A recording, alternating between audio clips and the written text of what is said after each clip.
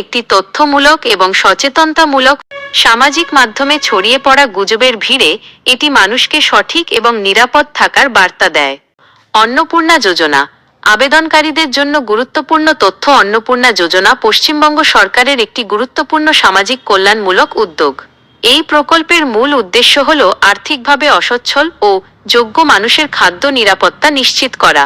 সম্প্রতি সামাজিক মাধ্যমে ছড়িয়ে পড়া একটি ক্যাপশনে দাবি করা হয়েছে যে যারা অনলাইনে অন্নপূর্ণা যোজনার আবেদন করেছেন এবং তাদের আবেদন যাচাই ভেরিফিকেশন সম্পন্ন হয়েছে, তারা আগামী 1 জুলাই থেকে ব্যাংক অ্যাকাউন্টে আর্থিক সহায়তা পাবেন।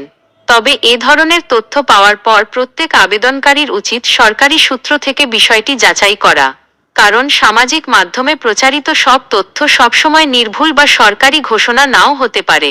আবেদনকারীরা সরকারি ওয়েবসাইট বা সংশ্লিষ্ট দপ্তরের মাধ্যমে নিজেদের আবেদনপত্রের বর্তমান অবস্থা জানতে পারেন। আবেদন নম্বর ও মোবাইল নম্বর ব্যবহার করে অনলাইনে স্ট্যাটাস যাচাই করার সুবিধাও অনেক ক্ষেত্রে দেওয়া হয়। এছাড়া কোনো ব্যক্তি যদি টাকা পাইয়ে দেওয়ার নামে অর্থ দাবি করেন, তাহলে তার প্রলোভনে পা দেওয়া উচিত নয়। সরকারি প্রকল্পের সুবিধা পাওয়ার জন্য কাউকে অতিরিক্ত অর্থ দেওয়ার প্রয়োজন হয় না। কোনো সমস্যা দেখা দিলে সরকারি হেল্পলাইন বা সংশ্লিষ্ট ব্লক অফিসে যোগাযোগ করাই সবচেয়ে নিরাপদ উপায়। সবশেষে বলা যায়, অন্নপূর্ণা যোজনার মতো জনকল্যাণমূলক প্রকল্প সাধারণ মানুষের জীবনে ইতিবাচক ভূমিকা রাখে।